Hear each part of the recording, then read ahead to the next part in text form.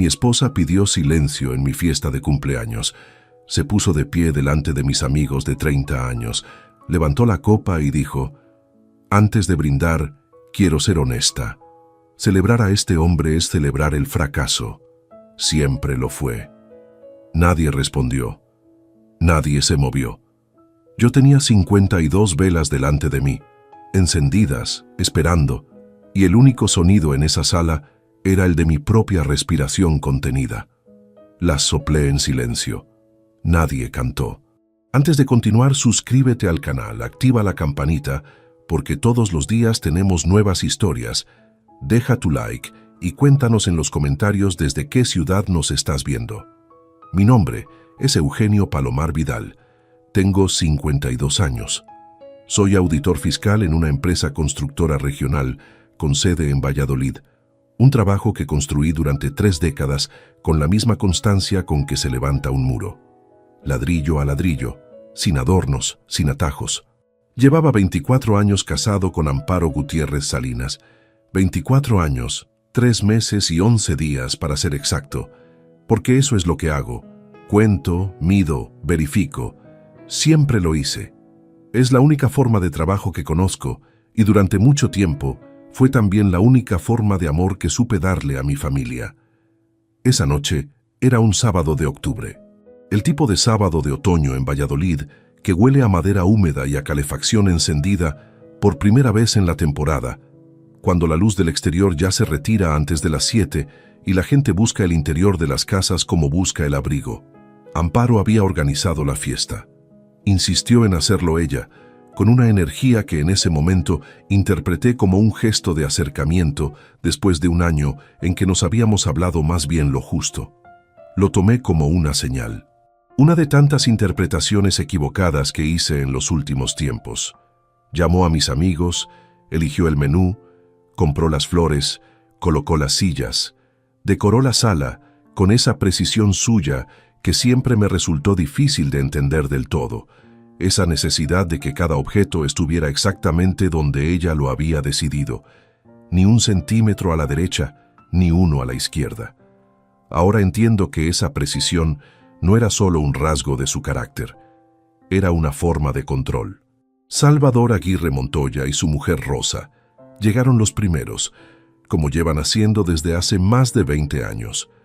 Salvador tiene 53, trabaja en una ferretería industrial en el polígono de Argales y es mi amigo desde que ambos teníamos 22 años y coincidimos en la misma obra de un edificio de viviendas protegidas en el barrio de La Victoria. Hay personas que entran en tu vida sin que nadie las invite y se quedan sin que nadie lo planifique. Salvador es de esas. Llegó con una botella de vino que sé que eligió con cuidado, porque me conoce desde antes de que yo mismo me conociera bien. Después vinieron Fernando y Concha, Marcos y Pilar, Eduardo con su hermano menor. 16 personas en total, entre amigos de la universidad, del trabajo y del barrio.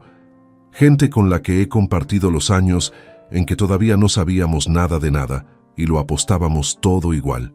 Gente que conocía el color de las paredes de mi primera casa de alquiler y el nombre del médico que atendió a mi hijo cuando tuvo varicela con 5 años. La sala estaba llena de conversaciones cruzadas, del ruido de vasos y platos, del olor a carne al horno que Amparo había preparado desde por la tarde. Me moví entre los grupos con esa comodidad que da la gente de toda la vida, respondiendo preguntas del trabajo, escuchando anécdotas que ya conocía, pero que siguen siendo buenas la 10ª vez que las escuchas. Fue una noche que empezó exactamente como debía empezar. Noté, eso sí, que Borja no había venido. Mi hijo tiene 23 años. Estudia un máster en Madrid, vive en un piso del barrio de Arganzuela, y desde que se instaló en la capital habla conmigo lo justo, lo que se habla cuando uno llama porque toca llamar. Cuando le pregunté si vendría a la fiesta, me respondió con una voz plana, sin disculpa real, que tenía un compromiso del máster, que no podía cancelar de ninguna manera. Lo acepté.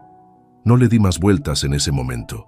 Solo quedó ahí, en algún rincón de esa noche, esa silla vacía que nadie mencionó y que yo guardé sin ponerle nombre, como tantas otras cosas que había guardado sin nombre a lo largo de los años.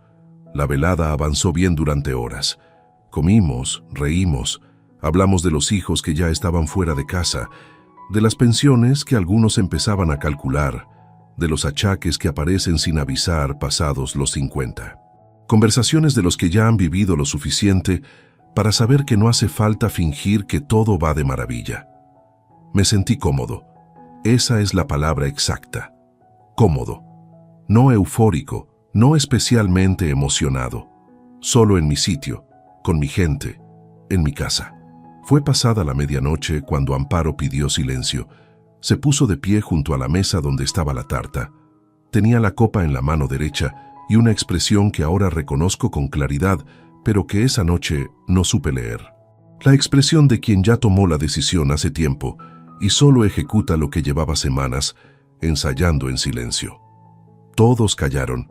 Yo la miré desde el otro extremo de la sala y esperé, como espera cualquier marido cuando su mujer pide la palabra en una reunión, esperando el brindis habitual, la anécdota amable, el gracias a todos por estar aquí esta noche. Antes de brindar, dijo, «Quiero ser honesta». La voz le salió clara, sin temblor, sin la más mínima vacilación. Lleváis años viniendo a esta casa a celebrar a este hombre, años brindando por él, felicitándole, diciéndole lo bien que le va todo. Y yo os he dejado hacerlo porque creí que no era mi lugar contradecirlo. Pero esta noche, en este cumpleaños, no puedo seguir callando lo que llevo demasiado tiempo pensando. Hizo una pausa, larga, deliberada, de las que no son indecisión sino efecto buscado. Celebrar a este hombre es celebrar el fracaso. Siempre lo fue. Silencio. No el silencio de una habitación vacía. El silencio de una habitación llena de personas que acaban de escuchar algo y no saben a dónde colocarlo. Vi a Fernando parpadear 2 veces seguidas sin mover el resto de la cara. Vi a Concha dejar el tenedor sobre el plato con un clic que sonó amplificado en esa quietud repentina. Vi a Salvador dejar su copa sobre la mesa muy despacio, con una precisión que no era la suya natural, la de alguien que controla el movimiento, porque de lo contrario haría algo distinto. Rosa se llevó la mano a la boca. Nadie habló. Amparo se sentó. Tomó la servilleta del regazo y la dobló sobre las rodillas con la calma de quien termina una explicación frente a sus alumnos y espera que lo dicho se asiente. Me acerqué a la tarta. Mis piernas funcionaron solas, sin que mediara ninguna decisión consciente. Solo el movimiento automático de alguien que sabe que hay algo que hacer y que eso es lo único disponible en ese instante. Me planté delante de las velas. 52 llamas pequeñas que parpadeaban con el aire de la habitación, anaranjadas, vivas, indiferentes a todo. Las apagué de un solo soplo. No comprobé si las había apagado todas. Lo que sé es que nadie cantó. Hubo un aplauso de 4 o 5 manos, breve, incómodo, el tipo de aplauso que la gente produce cuando no sabe qué otra cosa hacer con el cuerpo. Nada más. La noche terminó en menos de 20 minutos. Los invitados se despidieron con abrazos cortos y palabras que no comprometían nada. «Ya hablamos, ma, que descanses. Buenas noches, Eugenio». Nadie mencionó lo que había ocurrido. Esta generación no verbaliza en caliente lo que acaba de pasar. Lo lleva a casa, lo trabaja en el coche de vuelta y a veces se queda ahí para siempre sin que nadie lo diga en voz alta.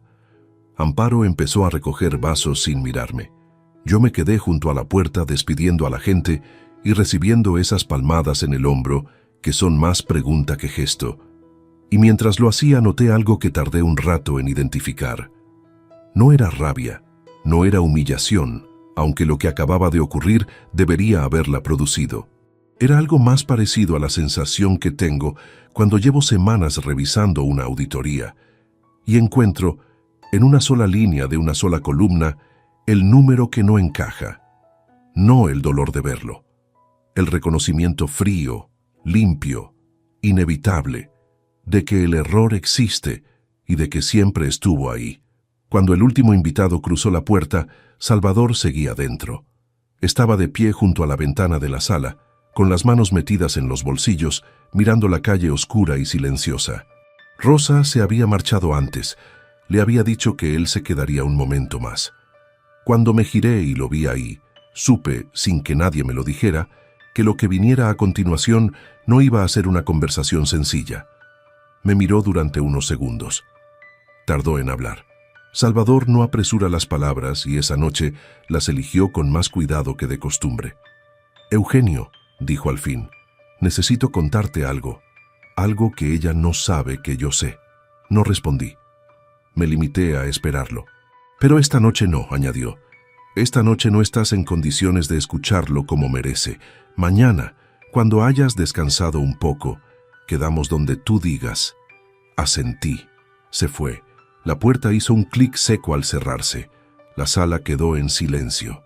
Desde la cocina llegaba el ruido del grifo, el de los platos, el de los cubiertos. Una normalidad tan perfecta que resultaba insoportable. Me senté en el sofá y miré la tarta. Las velas apagadas, el azúcar del nombre a medio derretir por el calor de las llamas, la mesa todavía con las marcas de los vasos.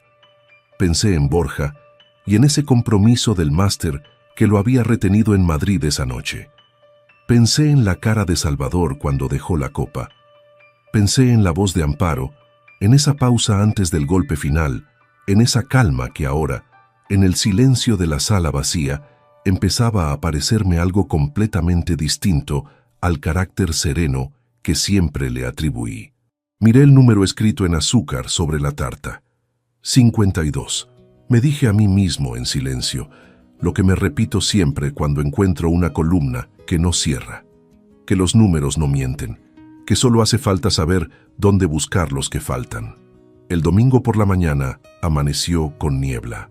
No la niebla fina de los días templados, sino la niebla densa de Valladolid en octubre, la que aplana los tejados, borra los contornos y convierte los bloques de viviendas en siluetas grises detrás del cristal.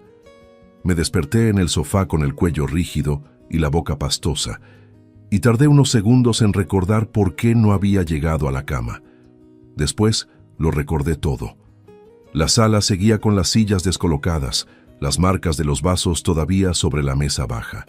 La tarta estaba en la cocina tapada con film transparente, el nombre escrito en azúcar a medio leer. Amparo había recogido y se había acostado. No sé a qué hora.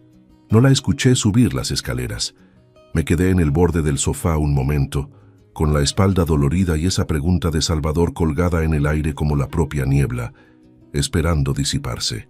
Pero antes de llegar a ella, antes de poder entender lo que había ocurrido la noche anterior, necesitaba entender desde dónde había llegado hasta ese punto. Porque las cosas no empiezan donde explotan. Empiezan mucho antes, en momentos que en su día no tienen ningún aspecto de inicio. Empiezan en una obra del barrio de La Victoria en 1992, cuando yo tenía 22 años y negociaba pedidos de materiales con un cuaderno de notas y una cabina telefónica, porque los móviles eran todavía un artículo de revista para ejecutivos que yo observaba en las salas de espera. No tenía formación universitaria entonces. Tenía un certificado de contabilidad básica, una agenda llena de contactos y la convicción de que si llegaba antes que todos y me quedaba después de todos, tarde o temprano, eso daría resultado. Dio resultado. Tardó años, pero lo dio. Recuerdo con exactitud el día que llegó el primer ordenador a la oficina. Un viernes de octubre de 1993. Lo trajeron en una caja enorme de cartón reforzado con letras azules en los laterales, y 3 técnicos tardaron 40 minutos en instalarlo sobre la mesa que habían despejado para él. Mi jefe de entonces, un hombre de unos 60 años, que había construido su negocio con papel carbón y calculadora de mesa, se quedó mirándolo con los brazos cruzados y dijo que no entendía para qué hacía falta tanta máquina si los números cuadraban igual con un lápiz. Yo me quedé esa tarde después de la jornada, solo en la oficina, y lo encendí. Tardé 2 horas en entender el funcionamiento básico. Volví el sábado, volví el domingo. El lunes siguiente llegué con un sistema de hojas de cálculo montado que le ahorró a la empresa 3 horas semanales de trabajo manual. Mi jefe no dijo nada, pero al mes siguiente me subió el sueldo 100 pesetas la hora. Desde entonces, los números fueron mi idioma principal, el único en ciertos periodos. Los usé para ascender en aquella empresa, para dar el salto a otra con mejor estructura 5 años después, para llegar a auditor fiscal en la constructora de Valladolid, donde llevo 16 años. Los usé también fuera del trabajo, para calcular la hipoteca del piso de la calle San Lorenzo con un margen que nunca nos asfixiara, para planificar cada gasto doméstico con la misma disciplina que una auditoría externa, para asegurarme de que en esa casa no faltara nada de lo necesario en ningún momento. El dinero nunca sobró, pero tampoco faltó jamás. Eso era, para mí, estabilidad. Y la estabilidad era, en el único idioma que dominaba con fluidez, una forma de decir que quería a los míos. El problema es que hay personas que no hablan ese idioma y que durante años lo soportan antes de decírselo. Conocí a Amparo Gutiérrez Salinas en el invierno de 1996, en una cena de empresa a la que fui sin muchas ganas y con la cabeza a medias en una auditoría sin cerrar. Ella era amiga de la mujer de un compañero, profesora de geografía e historia, en un instituto del centro de la ciudad, y llevaba el pelo recogido con un bolígrafo metido en el moño que se cayó al suelo cuando soltó una carcajada a mitad de la velada. Eso es lo que retuve, no el restaurante ni la ropa que llevaba, ese bolígrafo cayendo y ella agachándose a recogerlo sin el menor reparo, riéndose todavía. Salimos durante año y medio. Nos casamos en marzo de 1998 en una ceremonia pequeña, sin excesos ni deudas, porque los dos coincidíamos en que el dinero se ahorraba en lugar de gastarse en una sola tarde. La luna de miel fue en Sevilla. 4 días en una pensión con patio interior y macetas en las ventanas, caminando sin itinerario fijo por el barrio de Santa Cruz, sin teléfonos que atender ni urgencias reales. Borja llegó en septiembre de 1999. 16 meses después de la boda, en un parto de casi 14 horas, al final del cual yo tenía los nudillos blancos de aferrarme a la barandilla de la cama del hospital. Cuando lo sostuve por primera vez, pesaba 3,4 kilos y tenía los ojos cerrados con esa determinación particular de los recién nacidos. Le dije algo en voz baja. Sé que fue una promesa, aunque no recuerde las palabras exactas. Los primeros años del matrimonio fueron los de armar las rutinas que sostienen todo desde abajo sin que nadie las vea. El café antes de que el niño se despertara. Amparo corrigiendo exámenes en la mesa del comedor con un bolígrafo rojo mientras yo revisaba informes en el sillón. Los sábados en el mercado del Campillo y los domingos en el Parque de las Moreras con Borja corriendo delante. No eran tardes de postal. Eran tardes normales con el cansancio encima y tenían el peso específico de las cosas que valen la pena. Amparo tenía entonces una energía para transformar los espacios que yo miraba con admiración genuina. El terrazo pequeño que había en el piso, que yo utilizaba para almacenar cajas y herramientas, lo convirtió en pocas semanas en una huerta de tomates, pimientos y hierbas aromáticas. Borja la ayudaba a regar con un regador de juguete de plástico naranja. Había en esa imagen algo que en aquel momento no supe nombrar con precisión y que ahora entiendo que era la versión más sólida y más discreta de la felicidad. Reconozco, sin buscar atenuantes, que hubo etapas en que desaparecí de formas que no eran geográficas. Estaba en casa cada noche, en la mesa a la hora de cenar, en la misma cama. Pero había temporadas de cierre contable en que llegaba cuando Borja ya dormía y salía antes de que abriera los ojos, semanas de auditorías externas con desplazamientos cortos que se acumulaban, meses enteros en que el trabajo llenaba el espacio que debería haber ocupado otra cosa. Amparo lo gestionaba sola, yo compensaba a mi manera, sin que faltara nada, sin que hubiera una factura sin pagar ni un proyecto sin financiar. Era la única forma de presencia que sabía sostener cuando no estaba. Ella lo toleró durante años con una paciencia que yo confundí con comprensión. Ahora sé que no son lo mismo.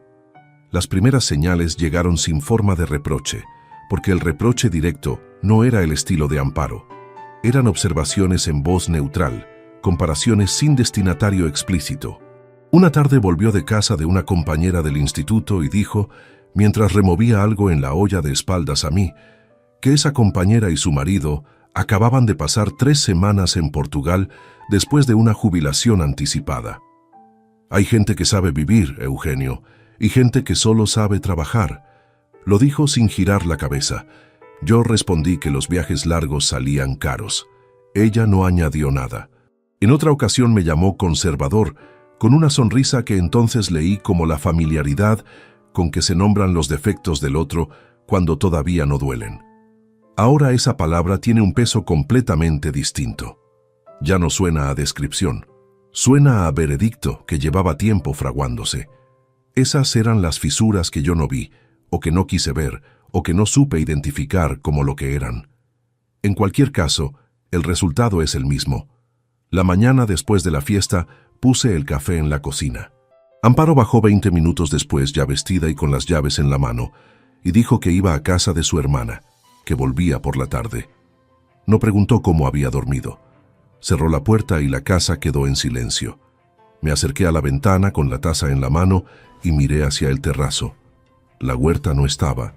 Los tiestos estaban vacíos, la tierra reseca y cuarteada, los tallos secos sin color ni forma reconocible. No supe decirte desde cuándo estaba así. No recordé haber visto ese proceso de abandono, ni un solo día de todos los días que llevaba mirando por esa ventana. Había dejado de mirar sin darme cuenta, y lo que dejamos de mirar desaparece sin avisar.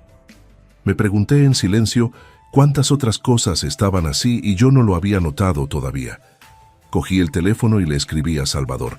«Cuando puedas, dime dónde quedamos», respondió antes de 2 minutos. «Mañana, Bar Cantábrico, a las 10». Dejé la taza en el fregadero, apagué la luz de la cocina y subí a cambiarme. El lunes iba a ser un día distinto a todos los anteriores, aunque todavía no sabía exactamente en qué medida. Solo sabía que Salvador había guardado algo para ese momento, algo que esperaba desde la noche anterior, y que las cosas guardadas con ese cuidado raramente son pequeñas. «¿Cómo va el máster?». La pregunta salió con naturalidad, entre el ruido de los cubiertos sobre los platos y el olor a estofado que Amparo había tenido en el fuego desde mediodía. Era un domingo de septiembre, 3 semanas antes de mi cumpleaños, y Borja había venido desde Madrid en el tren de las 11. Una de sus visitas mensuales, breves, ajustadas al milímetro, con la maleta de fin de semana apoyada junto a la puerta de entrada, como si el propio equipaje supiera de antemano que el paso por esta casa no duraría más de 40 horas. Borja levantó la vista del plato. Tenía algo en la expresión que no había estado ahí cuando era adolescente. Una distancia calculada que a veces confundía con madurez y otras, como en ese instante, me resultaba difícil de catalogar. «Va bien», dijo. Con Borja uno aprende a esperar porque las palabras no vienen solas. Hay que dejarles espacio. Hay una línea de investigación sobre reestructuración de mercados digitales que me tiene muy ocupado, modelos que ya no responden igual que antes. Intenté seguirlo. ¿Y eso qué implicaciones prácticas tiene para el sector?». Masticó despacio antes de responder. Después dejó el tenedor sobre el borde del plato con una pausa que no era casual. «Tú no entenderías, papá. Eso ya no funciona como en tu época». No lo dijo con crueldad manifiesta. Lo dijo con esa serenidad particular que es más difícil de encajar que la agresividad directa, la de quien no busca herir, sino que constata lo que considera una evidencia sin posible discusión. Una distancia generacional convertida en veredicto, sin matices, sin la más mínima rendija abierta para el otro lado. Amparo, que estaba sirviendo agua, no levantó la vista. No corrigió a Borja. No dijo nada. Dejó la jarra sobre la mesa, tomó su servilleta y cambió el tema con una fluidez que ahora, desde donde lo miro, reconozco como algo demasiado bien engrasado para ser espontáneo. ¿Alguien quiere más estofado? Y la conversación giró sin fricción hacia los planes de Borja para diciembre, hacia si pensaba quedarse en Madrid o volvería a pasar las fiestas en Valladolid, hacia cosas que no tenían ningún filo. Yo seguí la corriente sin resistencia. Guardé esa frase en algún lugar sin decidir conscientemente guardarlo. La forma en que uno archiva cosas que todavía no sabe si necesitará consultar. La tarde continuó sin más incidentes. Después de comer, Borja estuvo un rato en el sofá con el teléfono entre las manos, respondiendo mensajes con esa velocidad que ya no me resulta extraña, pero que tampoco termino de entender. Amparo recogió la cocina. Yo salí a dar la vuelta habitual de los domingos por el barrio, unos 40 minutos a paso normal, bordeando el Parque de las Moreras y bajando por la orilla del río hasta el Puente Mayor. El cielo estaba limpio, el frío todavía amable, el tipo de tarde de septiembre que en Valladolid dura poco y que uno sabe apreciar precisamente porque sabe que dura poco. Cuando volví, los dos estaban en la sala viendo algo en la televisión. Me quedé en el marco de la puerta unos segundos sin que me vieran. Madre e hijo, la misma postura relajada en el sofá, el mismo gesto de llevar la taza a los labios al mismo tiempo. Nada fuera de lo ordinario a simple vista. Solo la imagen de una familia en un domingo de septiembre. Entré y me senté en el sillón junto a la ventana. Nadie preguntó cómo había ido el paseo.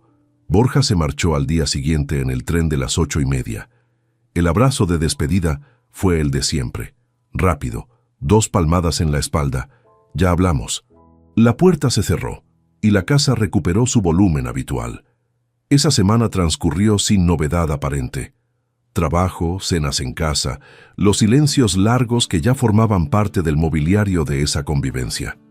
Amparo llegaba del instituto a las 4. Corregía en el comedor, preparaba la cena. Yo llegaba entre las 7 y las 8 según el día. Comíamos juntos la mayoría de las noches. Hablábamos de lo cotidiano, del tiempo, de alguna noticia, de la gotera que había vuelto a aparecer en el techo del baño de arriba. Conversaciones funcionales, las que mantienen una casa en pie sin que nadie tenga que esforzarse demasiado. El jueves de esa semana, Amparo me pidió que llevara su chaqueta azul a la tintorería porque tenía una mancha que no había conseguido eliminar con la lavadora. La dejé en la silla del recibidor. Al día siguiente, viernes, iba a salir con tiempo y recordé que tenía que recoger los documentos del seguro médico que guardábamos en el cajón del mueble de la entrada. Abrí el cajón y encima de los papeles del seguro estaba la cartera de Amparo. La había dejado ahí la noche anterior al quitarse el bolso. Cogí lo que buscaba y al empujar el cajón para cerrarlo, la cartera se desplazó por el impacto y algo se deslizó hacia afuera sobre la superficie del mueble. Era un papel doblado en 4. Un documento de aspecto bancario. No lo cogí de inmediato. Me quedé mirándolo un momento sobre la madera oscura del recibidor con el ruido de la calle filtrándose por la ventana entornada. Lo cogí. Era un extracto de cuenta corriente a nombre de Amparo Gutiérrez Salinas, en una entidad diferente al banco que usábamos juntos, en una sucursal de la calle Santiago. El extracto cubría los últimos 3 meses. Lo recorrí con los ojos de la única manera que sé hacerlo cuando tengo un documento financiero delante. Primero los totales, después los movimientos, después los patrones. Entradas regulares de un importe que reconocí como parte del salario de Amparo, derivadas probablemente mediante una orden de distribución automática desde su nómina. Salidas pequeñas pero sistemáticas, siempre entre 200 y 900 euros, distribuidas a lo largo de cada mes con una irregularidad que a ojo inexperto podría parecer desorden. A mí no me lo pareció, una irregularidad demasiado consistente para ser desorden. Los importes variaban, los intervalos variaban, pero el destino era siempre el mismo. Los últimos 4 dígitos del IBAN receptor se repetían en cada transferencia sin excepción. El saldo final era de 18.340 euros. 18.340 euros en una cuenta que yo no sabía que existía.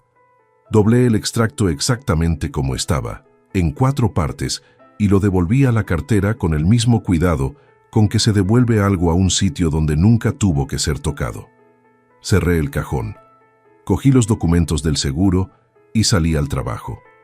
En el coche, con el motor en marcha y el semáforo de la esquina en rojo, reconstruí lo que acababa de ver. Una cuenta personal de Amparo no constituía, en términos estrictamente legales, ninguna irregularidad. Dentro de un matrimonio, cada persona conserva el derecho a tener cuentas propias. Pero 3 décadas leyendo números te enseñan a distinguir entre lo que algo es sobre el papel y lo que algo significa en la práctica. Las salidas reflejadas en ese extracto no tenían el patrón de los gastos personales ordinarios. Ningún cargo de supermercado, ninguna gasolina, ninguna farmacia, ninguna suscripción. Solo transferencias periódicas a una misma cuenta de destino cuya identidad completa el extracto no mostraba. Me pregunté cuánto tiempo llevaba abierta esa cuenta. El extracto solo cubría 3 meses. El saldo acumulado no era compatible con 3 meses de ahorro, no con esos importes de salida. Llevaba más tiempo. ¿Cuánto más? No podía calcularlo todavía. El semáforo se puso en verde. Esa tarde volví a casa sin mencionar nada. Amparo estaba en la cocina preparando una tortilla con esa concentración que le sale cuando no quiere que nada interfiera con lo que tiene entre manos. Me saludó sin girar la cabeza. Le pregunté cómo le había ido el día. Normal, respondió. Los de tercero están imposibles este trimestre. Cené.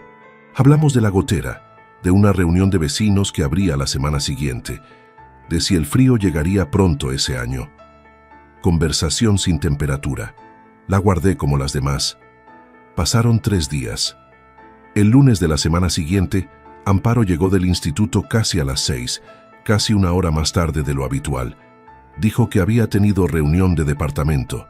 Dejó el bolso en la silla del recibidor, subió a cambiarse y cuando bajó la cartera ya no estaba en la silla.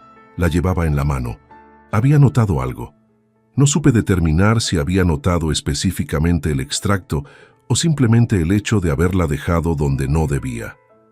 Pero la cartera había pasado de la silla a su mano en el tiempo que tardó en cambiarse de ropa, y eso no fue un gesto aleatorio, no lo demostré. Puse la mesa, serví la cena, pregunté por la reunión de departamento, y ella respondió con normalidad, quizás con un nivel de detalle levemente superior al habitual, la forma en que uno añade información de más para rellenar un hueco que prefiere que el otro no examine. Una reunión larga, un conflicto de horarios con otro profesor, una directora que no terminaba de entender las necesidades del departamento. Yo asentí. Comí. El momento que más me costó gestionar llegó al terminar la cena. Amparo recogía los platos junto al fregadero. Yo me levanté para dejar el mantel en el cesto de la ropa del pasillo y al regresar me detuve junto a la silla donde había dejado el bolso, porque lo vi al borde, inclinado hacia un lado, a punto de caer. Lo moví para estabilizarlo.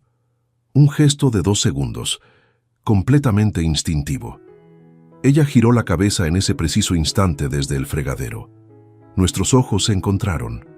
Yo tenía la mano todavía sobre el bolso. Retiré la mano sin apresuramiento, con la misma calma con que haría cualquier cosa en esa cocina, que es mi cocina desde hace 24 años. Se estaba cayendo, dije, y señalé el borde de la silla. Ella me sostuvo la mirada un segundo más del necesario para comprobar si el bolso se había estado cayendo. El tiempo justo para que yo sintiera el peso de ese instante sin poder ignorarlo. Después volvió al fregadero. No era desconfianza de quien sospecha que el otro sabe. Era vigilancia de quien cuida un perímetro.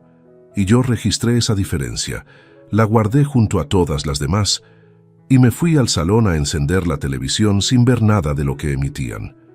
Amparo subió a acostarse a las 10:15. Un beso corto, buenas noches, el clic de la puerta del dormitorio. Esperé 10 minutos.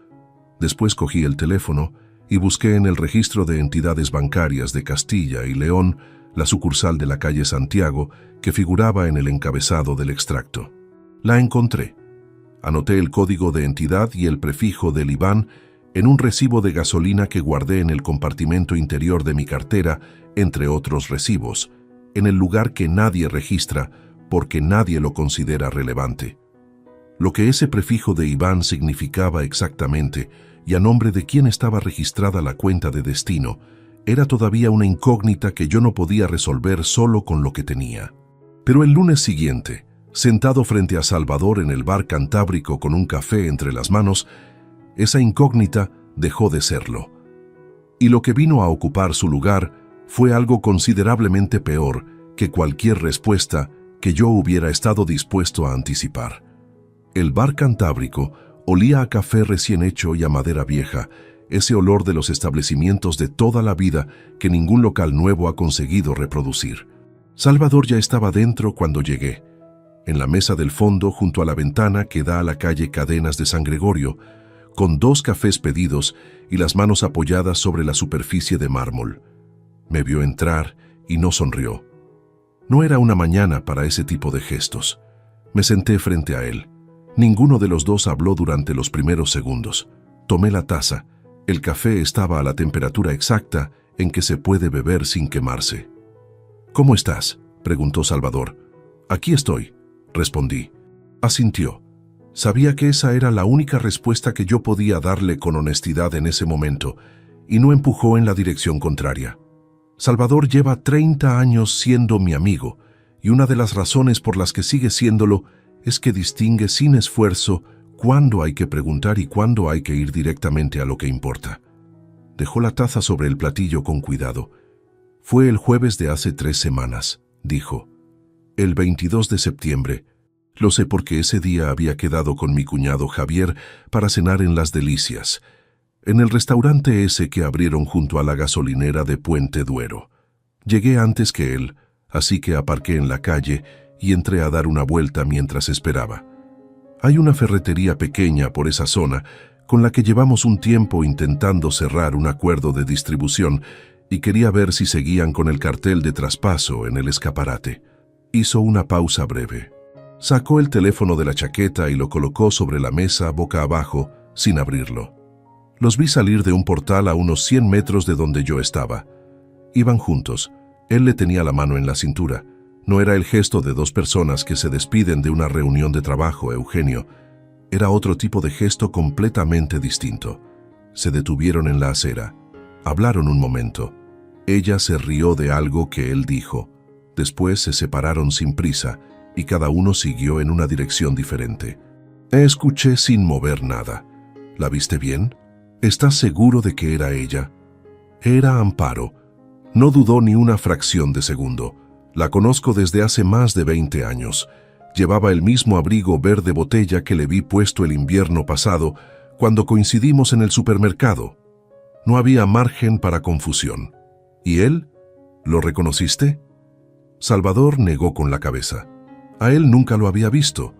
Unos 40 años, quizás menos. Bien arreglado, moreno, alto. No es del barrio, de eso estoy convencido. Renato Ibáñez Soler, 44 años, colega de Amparo en el instituto. Ese nombre no lo supe hasta días después, pero la descripción encajaba sin fisura con lo que terminaría descubriendo. Tomé el café despacio, con cuidado, porque necesitaba que el tiempo transcurriera con normalidad mientras todo lo anterior encontraba su lugar. «¿Por qué no me lo dijiste antes?». No era un reproche. Era una pregunta real. Salvador me miró, porque quería estar seguro de lo que había visto antes de decírtelo, y porque no iba a entrar en esa casa el día de tu cumpleaños con esta información. No era el momento. Hizo una pausa, y entonces ocurrió lo de ella delante de todos, y comprendí que ya no tenía sentido esperar más. Nos quedamos en silencio. En la barra, el camarero fregaba tazas con la radio encendida en una emisora que no reconocí. «¿Hay algo más?», dije. No era una pregunta. Salvador apoyó los codos sobre la mesa. «Puede que sí, pero eso tienes que encontrarlo tú, Eugenio. Yo solo vi lo que vi». Salí del bar Cantábrico a las 11:15 con el frío de octubre clavándose en la cara y la cabeza funcionando de una manera que reconocí. No era pánico. Era el modo que se activa cuando los números no cuadran y hay que encontrar dónde está la discrepancia antes de que se convierta en algo irreparable. Frío, metódico, sin espacio para el ruido emocional.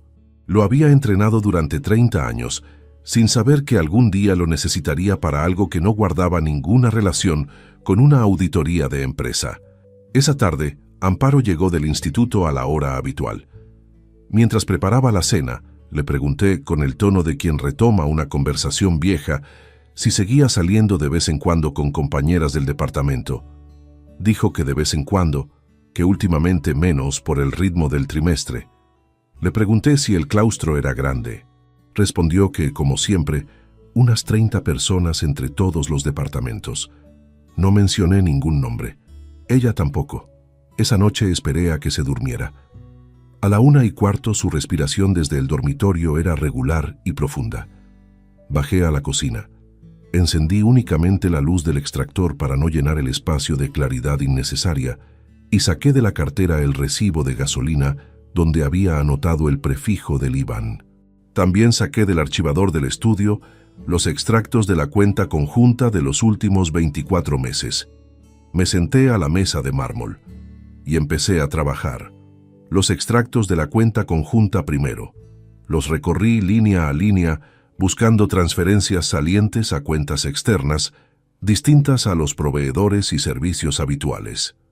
No encontré ninguna anomalía, lo cual confirmaba que los fondos de la cuenta oculta de Amparo provenían exclusivamente de su nómina, derivados mediante una orden de distribución automática. El dinero nunca había pasado por la cuenta familiar. Lo habían mantenido completamente separado desde el principio. Pasé al cálculo de tiempos. Si el saldo visible era de 18.340 euros y los importes mensuales del extracto oscilaban entre 400 y 800 euros, el periodo mínimo de acumulación era de entre 2 y 3 años. Pero si los importes iniciales habían sido más bajos, como suele ocurrir cuando alguien empieza a construir algo que no quiere que se note, el periodo real podía ser considerablemente mayor. Una cuenta con ese patrón no se abre de manera impulsiva. Se planifica. Se alimenta con la paciencia de quien sabe que el tiempo juega a su favor. El reloj de la cocina marcó las 2 de la madrugada. Me quedé completamente inmóvil. Tenía los extractos extendidos sobre el mármol blanco, los bordes del papel levantados levemente por la corriente del extractor, los números en columnas que yo leo como otros leen texto seguido. Y en el centro de todo ese orden había una cifra que no cerraba de ninguna manera, que no fuera la que no quería aceptar. 42.000 euros. No era el saldo de la cuenta oculta de Amparo. Era la estimación conservadora del total que habría salido en 2 años completos si las transferencias al IBAN desconocido mantenían el ritmo que los 3 meses del extracto reflejaban. 42.000 euros. Construidos en silencio, en parcelas que nunca superaban los 900 euros para no activar ningún tipo de revisión automática.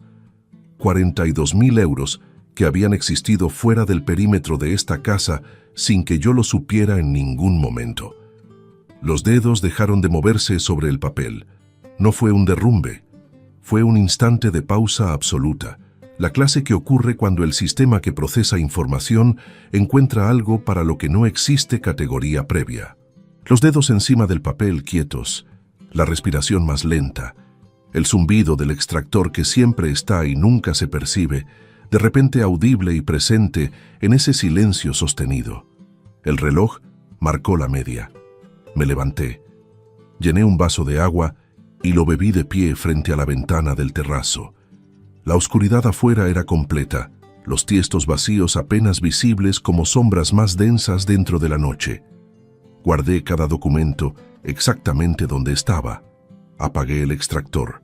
Subí las escaleras sin hacer ruido. Al pasar frente al dormitorio, escuché la respiración de Amparo, regular, ajena por completo a lo que acababa de ocurrir en la cocina 2 plantas más abajo. Seguí hasta el baño. Me miré en el espejo el tiempo necesario para comprobar que el hombre que me devolvía la mirada tenía la misma cara de siempre. Nadie habría dicho, viéndome desde fuera, que algo había cambiado en las últimas 2 horas. Eso era lo que necesitaba, que siguiera siendo así. Porque lo que había calculado sobre esa mesa fría era únicamente la superficie del problema. El extracto mostraba salidas hacia una cuenta, pero no identificaba al titular. El prefijo del IBAN apuntaba a una entidad y a una plaza concretas, pero sin el nombre completo era solo una dirección sin destinatario. Y había una pregunta que ni el extracto ni Salvador habían podido responder. Si Amparo llevaba 2 años o más construyendo ese fondo con esa disciplina metódica y si la relación con ese hombre tenía la misma antigüedad o una mayor, era difícil imaginar que lo hubiera sostenido en completo aislamiento. La descripción de Salvador era clara. No era la actitud de 2 personas que empiezan, era la naturalidad de 2 personas que ya no necesitan disimular ni ante sí mismas. Lo que no sabía todavía era si esa naturalidad se había extendido. Si había alguien en mi propio entorno que hubiera tenido información antes y hubiera decidido no decir nada. Y si entre esas personas posibles había alguna cuyo nombre me resultara mucho más difícil de pronunciar que el de Renato Ibáñez. Me tumbé en el sofá con los ojos abiertos hacia el techo en penumbra. Esa pregunta no tendría respuesta esa noche.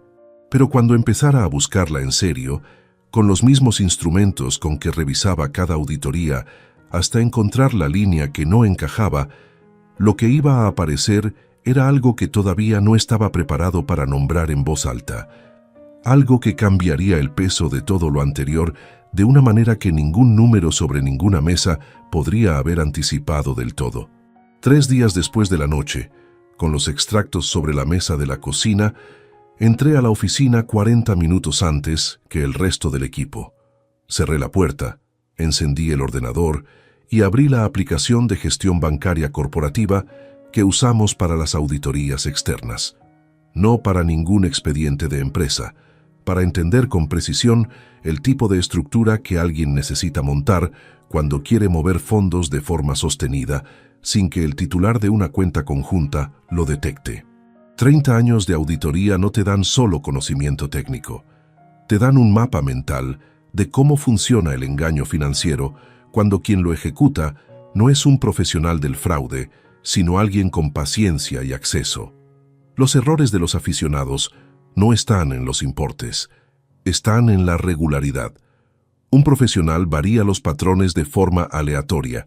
Quien no tiene formación específica tiende a establecer una cadencia que le resulta cómoda y luego la mantiene porque funciona. Y esa cadencia, vista desde fuera con los instrumentos adecuados, es tan legible como una firma. Lo que el extracto de Amparo mostraba era una cadencia. Importes variables en apariencia, pero con una frecuencia de entre 2 y 4 transferencias mensuales que nunca coincidían con los días de nómina, ni con los cargos fijos de la cuenta conjunta. Alguien que había aprendido a moverse en los huecos. A actuar en los días en que yo no tenía razón para revisar nada porque todo lo habitual estaba en orden. El siguiente paso era la cuenta conjunta, pero abordada desde otro ángulo.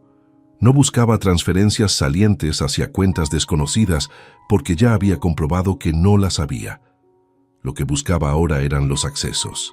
En los registros digitales de nuestra entidad bancaria, disponibles a través de la banca online, cada operación realizada desde la cuenta queda asociada a un identificador de sesión que refleja desde qué dispositivo y en qué franja horaria se ejecutó. No es información que el titular medio consulte nunca, pero está ahí. Revisé los accesos de los últimos 24 meses. En 16 ocasiones distintas, distribuidas a lo largo de ese periodo, alguien había accedido a la cuenta desde un dispositivo móvil diferente al mío y diferente al de Amparo, en franjas horarias que oscilaban entre las 11 de la mañana y las 2 del mediodía de días laborables.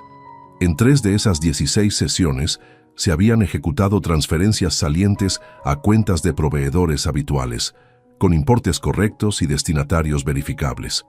Facturas reales. Nada que a primera vista llamara la atención, excepto que yo no había ejecutado esas transferencias, y Amparo no tenía acceso a la gestión de pagos a proveedores, que era una competencia exclusivamente mía dentro de la administración doméstica que habíamos repartido años atrás.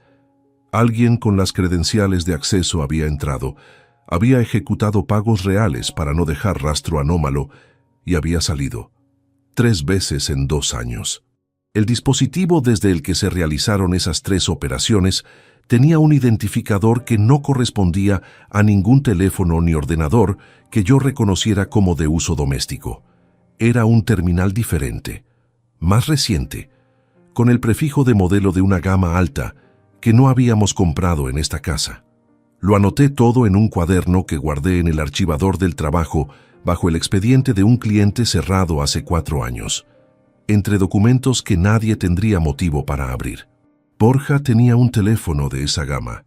Se lo habíamos comprado hace 14 meses, cuando empezó el máster. Yo mismo fui a la tienda. Elegí el modelo porque era el que mejor relación calidad-precio tenía en ese momento. Pagué 580 € sin dudar, porque era para su trabajo académico, y eso no se discutía. Llamé a Borja ese jueves por la tarde, con la voz de siempre, sin ningún cambio en el tono que pudiera funcionar como señal de alarma. Le dije que iba a estar en Madrid el viernes de la semana siguiente por una reunión de trabajo que ya tenía programada, y que si tenía tiempo podíamos comer juntos. Hubo una pausa al otro lado, breve pero perceptible. «Claro», dijo, «sin problema. ¿Dónde quedamos?» Elegí un restaurante en el barrio de Lavapiés, lejos de Arganzuela, un sitio donde ninguno de los dos conocía a nadie. La reunión de trabajo en Madrid era real. La había fijado 3 días antes con un cliente nuevo. No la había fabricado para el encuentro con Borja, pero había aprovechado su existencia para construir algo que necesitaba que pareciera completamente ordinario. El viernes llegué al restaurante antes que él. Pedí agua, revisé los mensajes del teléfono, observé la entrada. Borja apareció a la hora exacta, con el mismo abrigo azul marino que llevaba en la última visita a Valladolid, la mochila del ordenador al hombro. Me saludó con las 2 palmadas en la espalda de siempre. Se sentó. Pidió sin mirar demasiado la carta. Hablamos de lo habitual durante los primeros 20 minutos. El máster, Madrid, el frío que había llegado de golpe esa semana. Yo lo escuchaba y al mismo tiempo lo observaba con una atención que él no podía saber que era diferente a la de cualquier otro almuerzo. Buscaba los puntos de tensión, los pequeños desvíos, los momentos en que la respuesta llegaba a una fracción de segundo más tarde de lo que la pregunta justificaba.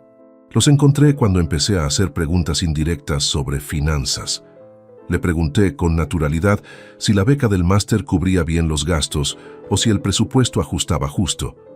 Me respondió que ajustaba, que Madrid era caro, que había meses más complicados que otros. Le pregunté si la aplicación del banco que usaba para transferirle el dinero mensual le llegaba sin retraso, que a veces el sistema tardaba un día más dependiendo de la entidad. Borja levantó los ojos del plato un momento, solo un momento. Después respondió que sí, que llegaba puntual, que ningún problema. «Oye», dijo, cambiando el ángulo con una fluidez que yo ya reconocía. «Precisamente hablando de dinero. Hay una cosa del máster, un seminario optativo que empieza en enero. Tiene un coste adicional, 600 €. No está cubierto por la matrícula. Si pudieras ayudar». Lo miré, no aparté la mirada, no sonreí. No busqué una fórmula amable para amortiguar lo que iba a decir. «No», respondí. Borja dejó el tenedor sobre el borde del plato. «¿No?» «No». El silencio entre los dos duró varios segundos. Al otro lado de la sala alguien pedía la cuenta en voz alta. Una copa tintineó contra otra en la barra. «¿Puedo preguntar por qué?» La voz de Borja había cambiado de registro.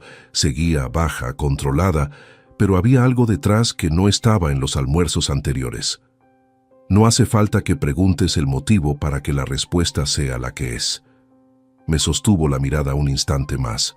Después cogió el vaso de agua y bebió despacio. No volvió a insistir. Cambiamos de tema. Terminamos el almuerzo. Nos despedimos en la calle con el mismo abrazo de siempre, pero con un espacio nuevo entre las 2 personas que lo ejecutaban que ninguno de los dos nombró. Lo que ocurrió 2 días después de ese almuerzo fue lo que terminó de definir la extensión real del problema. Guillermo Navarro Fonseca, 57 años, abogado con despacho en la calle Ferrari desde hacía 20, viejo conocido desde los tiempos en que yo llevaba la contabilidad de un cliente suyo y coincidíamos en las mismas reuniones, tenía un contacto en una agencia de investigación privada de Valladolid. Se lo pedí sin rodeos en una conversación telefónica de 8 minutos. Le dije lo mínimo necesario. Guillermo no hizo preguntas innecesarias, porque es el tipo de profesional que entiende que la información que no necesita conocer todavía es mejor no recibirla. El investigador se llamaba Marcos Retuerta Vidal, 52 años, ex policía municipal, reconvertido al sector privado hace una década, con reputación de trabajo limpio y discreción verificada. Me reuní con él un miércoles por la mañana en su despacho de la calle Panaderos. Le di el nombre completo de Amparo, la dirección del instituto donde trabajaba, el modelo de su coche y el prefijo del IBAN que había anotado en el recibo de gasolina. Le pedí 3 cosas concretas: identificar al titular de esa cuenta, documentar los movimientos de Amparo fuera del horario laboral durante las siguientes 2 semanas y verificar si existían registros de visitas a mi domicilio durante los periodos en que yo había estado fuera por trabajo en los últimos 18 meses. Para lo tercero, le entregué una copia del registro de desplazamientos laborales que guardaba en el ordenador de la oficina. Fechas exactas, destinos, noches fuera de casa. 13 desplazamientos en 18 meses, entre 1 y 4 días cada uno. Retuerta me miró el documento y dijo que en una semana tendría los primeros resultados. Tardó 5 días. El informe preliminar que me entregó un lunes por la tarde, en un sobre sin membrete, contenía 3 páginas. La primera confirmaba lo que Salvador había visto. Renato Ibáñez Soler, 44 años, profesor de biología en el mismo instituto que Amparo desde hacía 7 años. Soltero. Sin cargas familiares registradas. La cuenta de destino de las transferencias estaba a su nombre en la misma entidad bancaria que había identificado yo. La segunda página era el cruce entre mis desplazamientos laborales y los registros de acceso al edificio de viviendas que Retuerta había conseguido a través del servicio de portería. El edificio tiene una cámara en el portal que registra entradas. En 4 de los 13 periodos de ausencia documentados, Renato Ibáñez había accedido al edificio. En 2 de esas 4 ocasiones, la visita había durado más de 3 horas. 4 fines de semana en 18 meses. En mi casa, con mi mujer, con mis llaves o con las de ella, en el espacio donde Borja había crecido y donde yo guardaba cada documento que demostraba lo que había construido en 30 años. La tercera página era la que todavía no había terminado de leer cuando la reunión terminó. Retuerta me dijo que había algo más que necesitaba verificar antes de incluirlo en el informe definitivo. Algo relacionado con una segunda cuenta que había aparecido en el rastreo del IBAN. No a nombre de Amparo, no a nombre de Renato. Me dijo el nombre, y comprendí que lo que había calculado sobre la mesa de la cocina 10 días atrás era únicamente la mitad del problema. La caja estaba en el fondo del armario del estudio, detrás de una columna de carpetas de años anteriores y de una maleta pequeña que no habíamos usado desde un viaje de trabajo a Burgos, que ya no recordaba con precisión cuándo había sido.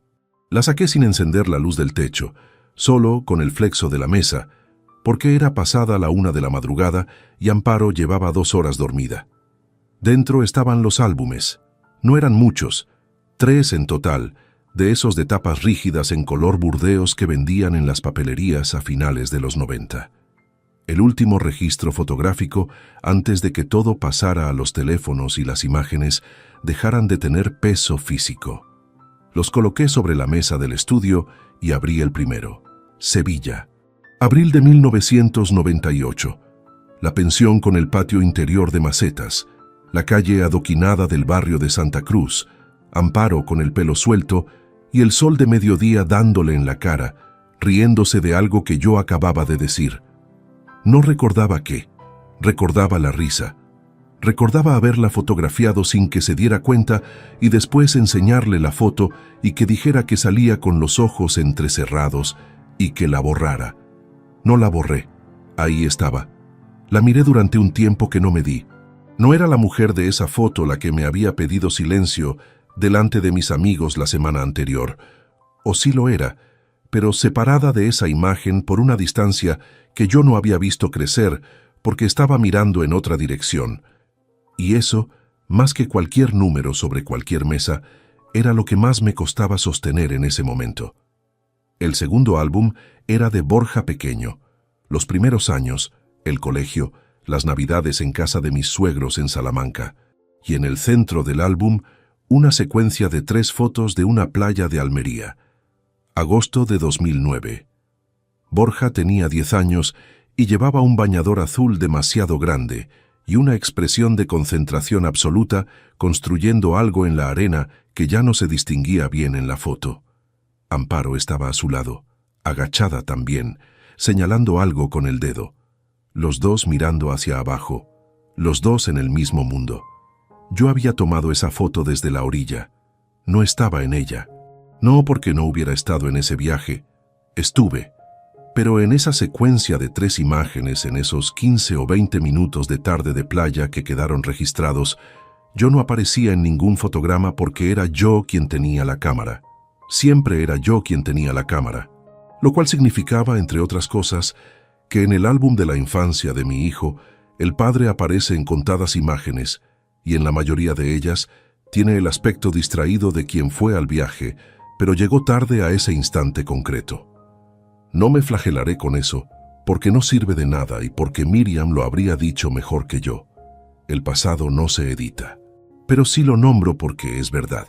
Y la verdad del asunto es que hubo periodos enteros en que estuve presente en esta familia de la misma manera en que está presente el soporte de una estantería, esencial para que todo se sostenga, completamente invisible mientras funciona. Hay algo que nunca le he contado a nadie, ni a Salvador, ni a Guillermo, ni a ninguna persona de mi entorno. Hace 15 años, en el invierno de 2007, Amparo y yo tuvimos una discusión que duró 3 días. No fue una discusión de voces altas ni de palabras imposibles de retirar. Fue peor que eso. Fue 3 días de silencio interrumpido por conversaciones cortas y frías sobre asuntos domésticos, con el peso de algo no dicho ocupando cada centímetro de esa casa. Al tercer día, un domingo por la noche, mientras ella dormía, me senté en este mismo estudio con la chaqueta puesta porque no había encendido la calefacción y estuve 2 horas pensando con una claridad que no había tenido en mucho tiempo.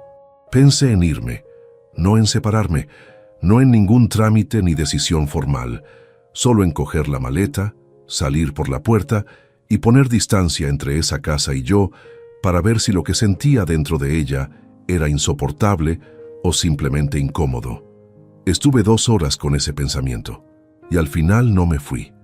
No me fui porque Borja dormía al fondo del pasillo con 8 años y yo no era capaz de imaginar su cara a la mañana siguiente sin que el padre estuviera en la cocina preparando el desayuno. Me quedé por Borja. Eso es lo que nunca le he contado a nadie, que la persona por la que decidí quedarme en ese matrimonio, cuando una parte de mí ya no estaba del todo segura de querer hacerlo, fue precisamente el mismo que, 14 años después, había usado las credenciales de acceso de esta casa para mover dinero sin mi conocimiento. Cerré el álbum. Guardé los 3 en la caja y devolví la caja al armario en exactamente la misma posición en que la había encontrado. Apagué el flexo y me quedé un momento en la oscuridad del estudio, sentado con las manos apoyadas en los muslos, sin moverme. El nombre que Retuerta había pronunciado en su despacho era Borja. La segunda cuenta que había aparecido en el rastreo del IBAN no estaba a nombre de Amparo ni de Renato Ibáñez. Estaba a nombre de Borja Palomar Gutiérrez, abierta hace 16 meses, 3 semanas después de que yo le comprara el teléfono de gama alta en esa tienda del centro de Valladolid. Retuerta necesitaba verificar el volumen de movimientos antes de incluirlo en el informe definitivo, pero el hecho de su existencia ya era suficiente para entender la arquitectura completa. No era un esquema improvisado entre una mujer resentida y su amante. Era una estructura con 3 puntos de apoyo, diseñada para que si uno fallaba, los otros 2 se sostuvieran. Amparo movía los fondos. Renato era el destino de una parte. Borja tenía acceso a las credenciales bancarias de la cuenta conjunta para ejecutar operaciones que parecieran rutinarias, cada uno con su función, cada uno con su cobertura. Me levanté del estudio y bajé a la cocina a beber agua. Encendí únicamente la luz del extractor, La misma de las noches anteriores. Me quedé de pie frente a la ventana. La noche siguiente fue cuando ocurrió el momento que más me costó gestionar de todo ese periodo.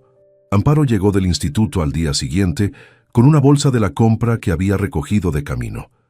La dejó sobre la encimera y empezó a vaciarla. Yo estaba sentado a la mesa con el ordenador abierto en un informe de trabajo, o eso es lo que parecía desde su ángulo de visión. En la pantalla, en realidad, tenía abierto el documento donde llevaba el registro detallado de todo lo que había recopilado hasta ese momento: fechas, importes, identificadores de sesión, el nombre de Retuerta, los resultados preliminares. No era un documento con contraseña. Estaba en una carpeta dentro del escritorio, protegida únicamente por un nombre en clave que yo consideraba suficientemente neutral para no llamar la atención. Amparo dejó la bolsa vacía sobre la silla y se acercó a la nevera. Me preguntó si quería que preparara algo concreto para cenar o si me daba igual. «Lo que tengas», respondí sin levantar la vista. Abrió la nevera. Sacó verduras. Empezó a cortar sobre la tabla que tiene al lado de la encimera, de espaldas a mí. Todo con normalidad. Entonces sonó el teléfono de la mesa del estudio. El estudio estaba al fondo del pasillo, puerta abierta. El teléfono era el fijo que casi no usamos ya y lo escuchamos los dos. Amparo no se movió. Yo sí. Me levanté para atenderlo, crucé el pasillo, entré al estudio y descolgué. Era una llamada comercial, de esas que llegan en el peor momento posible. Respondí con 3 palabras y colgué. Tardé no más de 40 segundos. Cuando volví a la cocina, Amparo seguía cortando verduras, exactamente en la misma posición.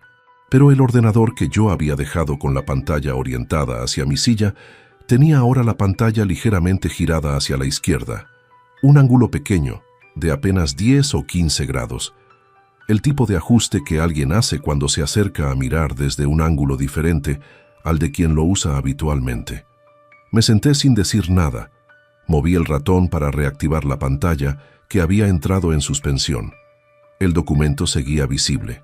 Pasé el cursor por encima como quien repasa el trabajo, sin cambios en la respiración ni en la postura.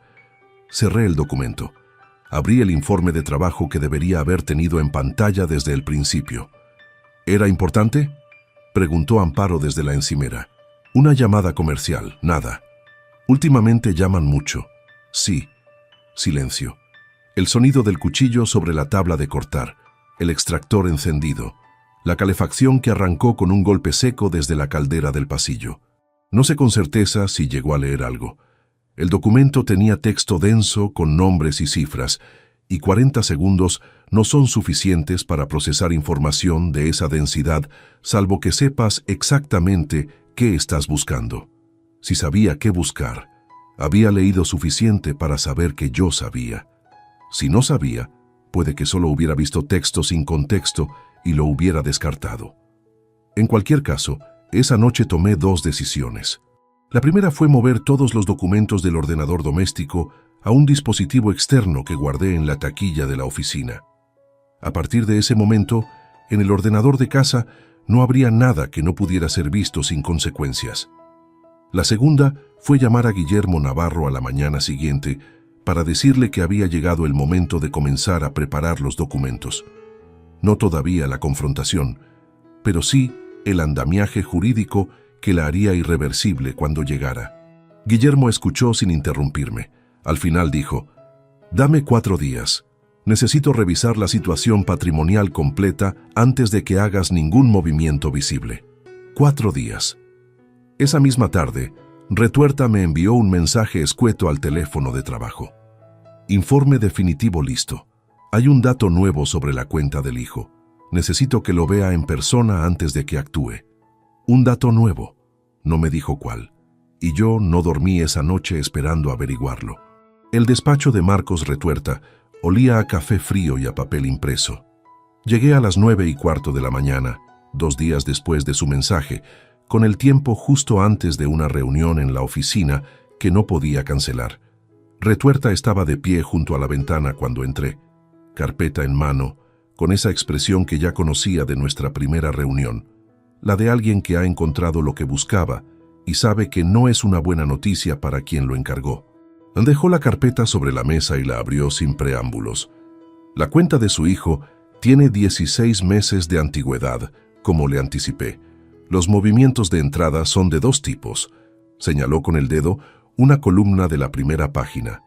Estos, que van de 200 a 400 euros mensuales, provienen de la cuenta de Amparo Gutiérrez. Los identificamos por el prefijo del IBAN emisor, que coincide con la cuenta que usted ya localizó. Asentí.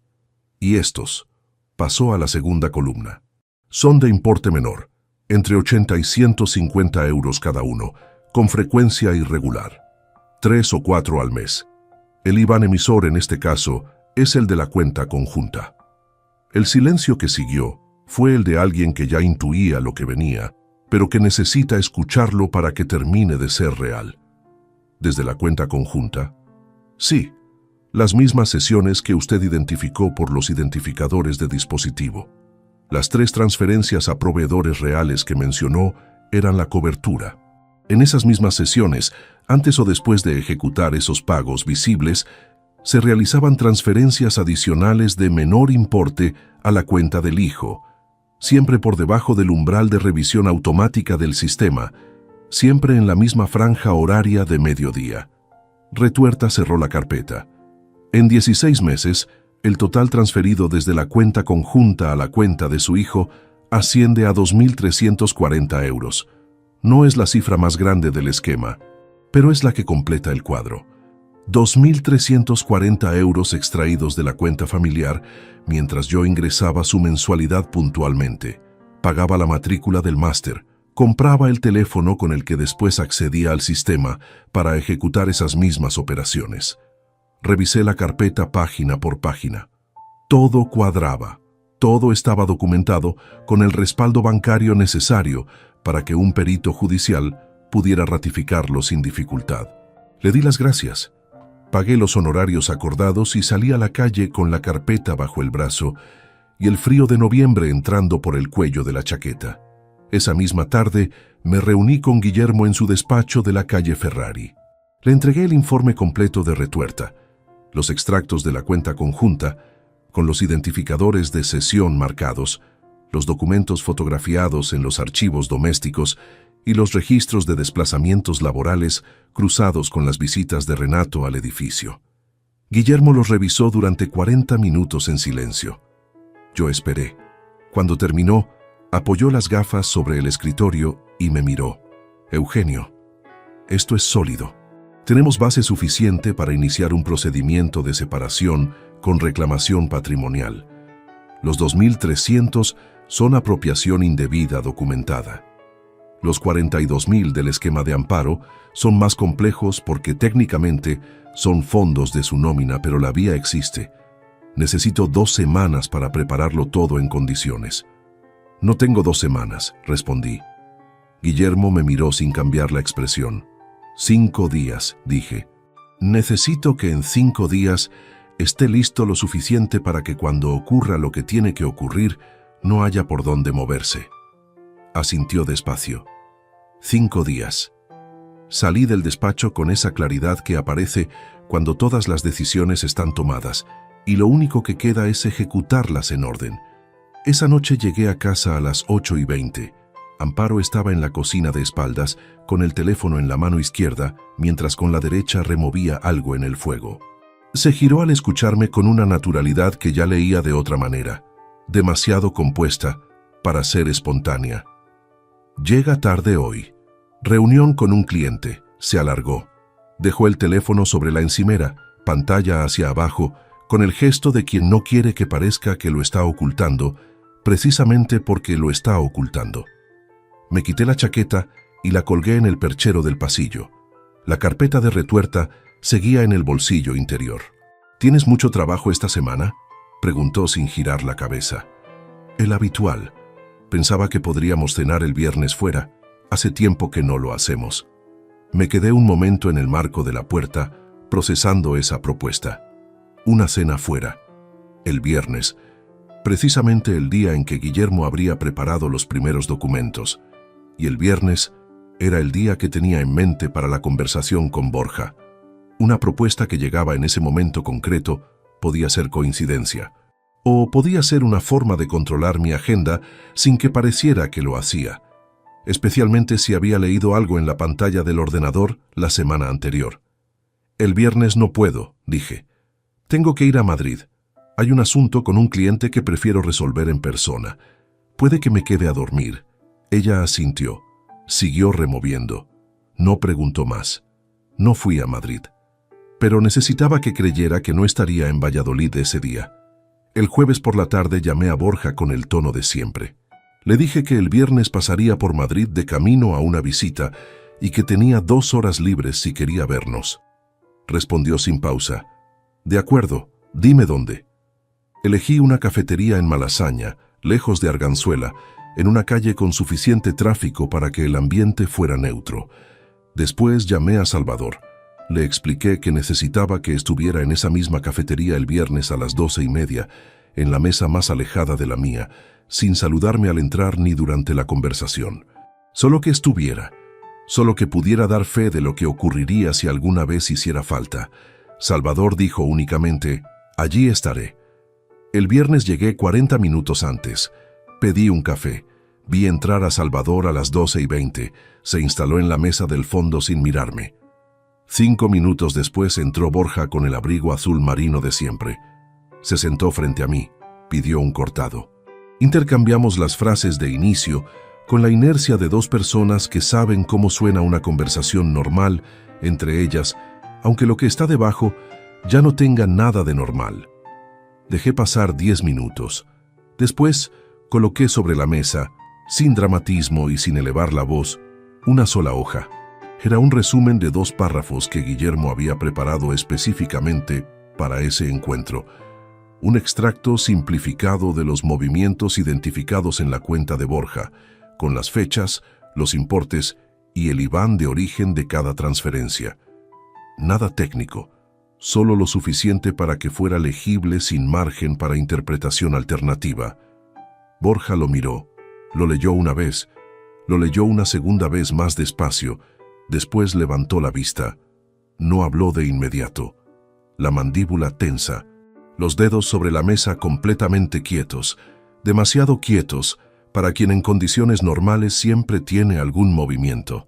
A partir del próximo viernes, dije con la misma voz de siempre, cancelo la transferencia mensual, rescindo el contrato del piso de Arganzuela que está a mi nombre y doy de baja las 2 tarjetas vinculadas a mi cuenta que tienes en tu poder. No habrá ninguna excepción ni ninguna negociación. Silencio. Eso es todo lo que tenía que decirte. Borja apartó la hoja con el dorso de la mano en un movimiento brusco. El papel cayó al suelo junto a la mesa. Eres un rencoroso. La voz le salió baja pero tirante, la de alguien que ha decidido que ya no tiene nada que perder en ese momento. Siempre fuiste un fracasado, igual que dice ella, y encima de todo lo que ha aguantado contigo, ahora sales con esto. No respondí. Me levanté. Recogí la hoja del suelo. Llamé al camarero, pagué los 2 cafés y el cortado de Borja, y crucé la puerta de la cafetería sin volver la cabeza. En la acera, el frío de noviembre en Madrid era más seco que el de Valladolid. Caminé hasta el coche sin apresuramiento. Al cabo de unos minutos el teléfono vibró. Era Salvador. Ya he salido. ¿Estás bien? Le respondí con una sola palabra. Sí. No era del todo verdad, pero era lo suficientemente verdad para seguir. De vuelta en Valladolid, Amparo me preguntó cómo había ido la visita al cliente. Le dije que bien, que el asunto estaba encaminado. Cenamos. Pusimos la televisión. A las 10:30 subió a acostarse. Me quedé en el salón con el teléfono en la mano. Tenía un mensaje de Guillermo enviado a las 6 de la tarde. Los documentos están listos. Cuando quieras. Miré la sala donde 8 días antes había soplado 52 velas sin que nadie cantara. Las sillas en su sitio, la mesa recogida, todo en orden aparente, como si aquella noche no hubiera dejado nada roto. Mañana ocurriría lo que quedaba por ocurrir, y Guillermo estaría en esa sala, y los documentos estarían sobre esa misma mesa, y Amparo respondería preguntas para las que llevaba semanas, creyendo que nunca habría respuesta posible. Lo que ella no sabía todavía era que cada respuesta que diera, cada negación, cada intento de desviar lo que tenía delante, quedaría registrada frente al único testigo que en este caso importaba de verdad. Guillermo Navarro llegó a las 10:30 de la mañana con un maletín negro y una carpeta de archivo bajo el brazo. Le abrí la puerta antes de que llamara porque lo había visto aparcar desde la ventana del salón. Entró, dejó el maletín junto al sillón, saludó con un apretón de manos breve y profesional y se sentó. No era una visita social. Los dos lo sabíamos. Distribuimos los documentos sobre la mesa del salón con el mismo orden que habíamos acordado el día anterior por teléfono. Primero el informe de Retuerta, con los registros de acceso bancario y los identificadores de dispositivo. Después, los extractos de la cuenta de Amparo con las transferencias al IBAN de Renato. Después, el cruce de fechas entre mis desplazamientos laborales y las visitas documentadas al edificio. Después, el resumen de la cuenta de Borja. Todo en orden cronológico, sin saltos, sin huecos. La narrativa completa construida sobre papel con fecha y firma. Amparo bajó a las 11 menos cuarto. Escuché sus pasos en las escaleras antes de verla. Cuando entró al salón y encontró a Guillermo sentado junto a la mesa con los documentos extendidos, se detuvo en el umbral exactamente un segundo. Un segundo completo. Después continuó entrando como si ese segundo no hubiera ocurrido. «Guillermo», dijo con una voz modulada que no delataba nada a primera escucha. «No sabía que venías». «Buenos días, Amparo». Guillermo no se levantó. Señaló la silla frente a él con un gesto tranquilo. «Siéntate, por favor. Eugenio y yo necesitamos hablar contigo de algunas cosas». Ella me miró. Yo estaba de pie junto a la ventana con las manos en los bolsillos, sin cruzar los brazos, sin ninguna postura que transmitiera hostilidad. Solo presente. Se sentó. Guillermo empezó a hablar con la cadencia de quien ha explicado situaciones difíciles muchas veces y sabe que la claridad es más sutil que la contundencia. Le explicó que en las últimas semanas yo había realizado una revisión exhaustiva de los movimientos financieros vinculados a nuestra economía doméstica. Que esa revisión había arrojado una serie de irregularidades documentadas, que estaba en su derecho de conocer exactamente qué había encontrado antes de que se iniciara cualquier procedimiento formal. Empujó el primer documento hacia ella. Amparo lo miró. No lo tocó. «Esto es una invasión de mi privacidad», dijo. La voz seguía controlada, pero había algo detrás que ya no era la serenidad de los últimos días. Era otra cosa. Una cuenta personal es completamente legal. No tienes ningún derecho a... «El derecho no está en cuestión aquí», dijo Guillermo con calma. «La cuenta es tuya y su existencia no constituye ningún delito. Lo que figura en ese documento es el destino de las transferencias salientes. El titular de la cuenta receptora es Renato Ibáñez Soler». Pausa. ¿Quieres que continuemos o prefieres llamar a tu propio abogado antes de seguir? Amparo no respondió de inmediato. Miró los documentos sobre la mesa. Miró a Guillermo. Después me miró a mí. «Puedo explicarlo», dijo. «No hace falta que lo expliques ahora», respondí. Era la primera vez que hablaba desde que había bajado las escaleras. Lo que hay en esa mesa no necesita explicación, necesita decisiones. Guillermo colocó el segundo bloque de documentos frente a ella. Los registros de acceso al edificio cruzados con mis fechas de desplazamiento. El color de la cara de Amparo cambió en ese momento de una manera que no habría sido visible para quien no la conociera bien. Yo la conocía bien. Era el mismo cambio que tenía cuando algo la superaba y trataba de que no se notara. Eso no prueba nada. La voz ya no era la misma. «Renato es colega del instituto. Puede haber venido a recoger material de trabajo o... 4 veces en 18 meses, dije. Siempre durante mis ausencias. Siempre más de 2 horas. Silencio. Amparo. La voz de Guillermo era tranquila y sin filo. Hay una tercera parte de esta documentación que afecta a Borja. Eso fue lo que terminó con lo que quedaba de compostura. No fue un grito ni un llanto. Fue una especie de rigidez súbita, la de alguien a quien acaban de cortar el hilo que sostenía la postura. Se recostó en la silla despacio y durante varios segundos no dijo nada. Guillermo le explicó los movimientos desde la cuenta conjunta, el dispositivo, las sesiones, los importes, los 16 meses. 2.340 euros extraídos de la cuenta familiar a través de las credenciales que yo le había dado a Borja para emergencias. Él no sabía lo que hacía, dijo Amparo. La voz era distinta ahora, más baja, sin la modulación de antes. Fue idea mía, él solo. Tenía 23 años y formación universitaria, respondí. Sabía exactamente lo que hacía. Más silencio. Guillermo tomó la palabra para explicar los pasos siguientes.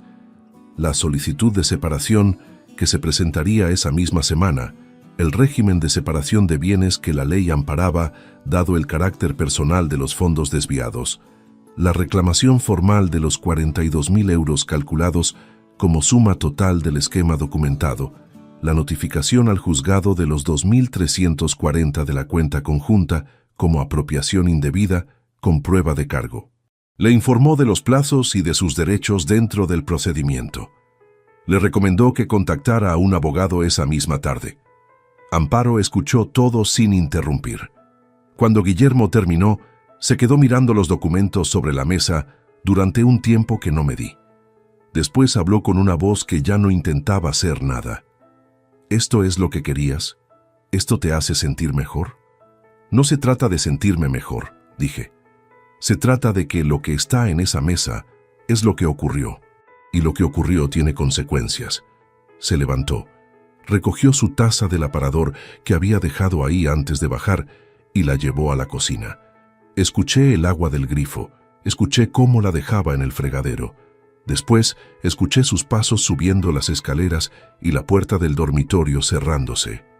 Guillermo recopiló los documentos con calma y los devolvió a la carpeta. «Ha ido bien», dijo. «Sí». Me acompañó hasta la puerta. Antes de salir se giró. «Eugenio, hiciste todo bien. Deja que el proceso siga su curso ahora». Cerré la puerta. Me quedé en el recibidor un momento. La casa estaba en silencio. Ese silencio particular del mediodía de un día laborable, cuando todo lo que tenía que ocurrir ya ha ocurrido y el tiempo retoma su velocidad normal. Fui al salón y me senté en el sofá. Miré la mesa donde habían estado los documentos, ahora vacía. La misma mesa donde 8 días antes había una tarta con 52 velas y 16 personas que no sabían dónde mirar. Entonces el teléfono vibró. Era Borja. «Me ha llamado ella», escribió. «¿Qué has hecho?» No respondí de inmediato. Esperé 10 minutos. Después escribí. «Lo que tenía que hacer. El viernes se ejecuta lo que te expliqué en Madrid. No hay nada más que añadir». Borja respondió con un mensaje largo que no voy a reproducir aquí porque no cambia nada de lo que ya estaba decidido. Al final del mensaje escribió: «Nunca te entendiste con nosotros. Eso no lo va a resolver ningún papel». Le respondí con una sola frase: «Tienes razón, pero los números no cambian de época». No volvió a escribir. Esa frase que él había pronunciado en ese domingo de septiembre, con la naturalidad de quien considera una discusión cerrada antes de que empiece, regresó de la única manera en que las cosas regresan cuando finalmente encuentran su lugar correcto. No como venganza, como verificación. Los números que yo había manejado durante 30 años, los que él consideraba propios de otra época, eran exactamente los que habían documentado cada movimiento del esquema que habían construido los tres. Los mismos instrumentos que había usado para construir lo que esa familia tuvo no habían perdido ninguna utilidad, solo habían cambiado de propósito. El viernes de esa semana se cancelaron las transferencias. El contrato del piso de Arganzuela, que figuraba a mi nombre como avalista, fue rescindido con el preaviso legal. Las 2 tarjetas vinculadas a mi cuenta quedaron desactivadas a las 9 de la mañana. No hubo ninguna llamada de Borja ese día, ningún mensaje, nada. Amparo se fue a casa de su hermana en Salamanca 2 semanas después, mientras avanzaba el proceso de separación. Se llevó lo que cabía en el coche y dejó el resto. La horta del terrazo, que llevaba meses abandonada con los tiestos vacíos y la tierra cuarteada, Seguía exactamente igual cuando recogí mis cosas y entregué las llaves. No la miré cuando salí. Algunos símbolos no necesitan interpretación añadida. Hablan solos con la elocuencia de las cosas que fueron dejadas de cuidar demasiado despacio para que alguien lo notara a tiempo. Me instalé en un piso pequeño de alquiler en el barrio de San Juan, a 15 minutos andando de la oficina, con las ventanas que daban al interior de la manzana y un silencio nocturno que tardé varios días en aprender a ocupar sin incomodidad. No era el piso de nadie, no tenía la historia de ninguna otra persona entre las paredes. Era un espacio que empezaba desde cero, que tenía el tamaño exacto de lo que una persona necesita cuando decide que ya no carga con lo que no le pertenece. El proceso de separación avanzó dentro de los plazos que Guillermo había estimado. La reclamación patrimonial quedó formalizada. Los 42.000 euros calculados como suma del esquema tendrían resolución en los meses siguientes a través del procedimiento judicial. El perito contable que intervino en el caso no encontró ninguna grieta en la documentación. Salvador me llamó el primer sábado de diciembre. Me preguntó si quería que quedáramos. Le dije que sí. Tomamos un café en el bar Cantábrico, en la misma mesa junto a la ventana de la primera mañana. Hablamos durante 2 horas sin que ninguno de los dos mencionara a Amparo ni a Borja. Hablamos de otras cosas. Del frío que había llegado antes de lo previsto ese año. De un partido que habíamos visto juntos hacía 20 años en un bar que ya no existía. De cosas que tienen el valor específico de pertenecer a un tiempo que nadie puede desmontar porque ya ocurrió. Cuando nos despedimos en la puerta, Salvador me puso la mano en el hombro un momento. No dijo nada. No hizo falta. El día que cumplí 53 años, no hubo fiesta. No hubo invitados, ni mesa preparada, ni flores en el salón. Solo el piso de San Juan, la tarde de sábado con la luz de diciembre entrando oblicua por la ventana del interior y un bizcocho pequeño que había comprado esa mañana en la panadería de la esquina porque no tenía sentido llegar a este número sin hacer algo con él, aunque fuera pequeño, aunque fuera solo. Lo coloqué sobre la mesa de la cocina, le puse una sola vela, la encendí. Me quedé mirando la llama durante unos segundos. Pensé en Sevilla en el 98. En el bolígrafo cayendo al suelo, en las fotos de Almería con Borja y el bañador azul, en Salvador en el umbral de la puerta diciendo que necesitaba contarme algo. Pensé en los extractos sobre el mármol de la cocina y en el reloj que sonó a las 2 de la madrugada. Pensé en los documentos sobre la mesa del salón y en la cara de Amparo cuando entendió que lo que tenía delante no tenía grieta por donde entrar. Pensé en todo eso. Y ninguna de esas imágenes tuvo el peso que esperaba que tuviera. Antes de soplar, sonreí. Nadie cantó. Esta vez, eso no pesaba absolutamente nada. Si te gustó esta historia, dale like al video, suscríbete al canal y comparte tus impresiones en los comentarios. Para escuchar la próxima historia, haz clic en la caja de la izquierda. Gracias por vernos.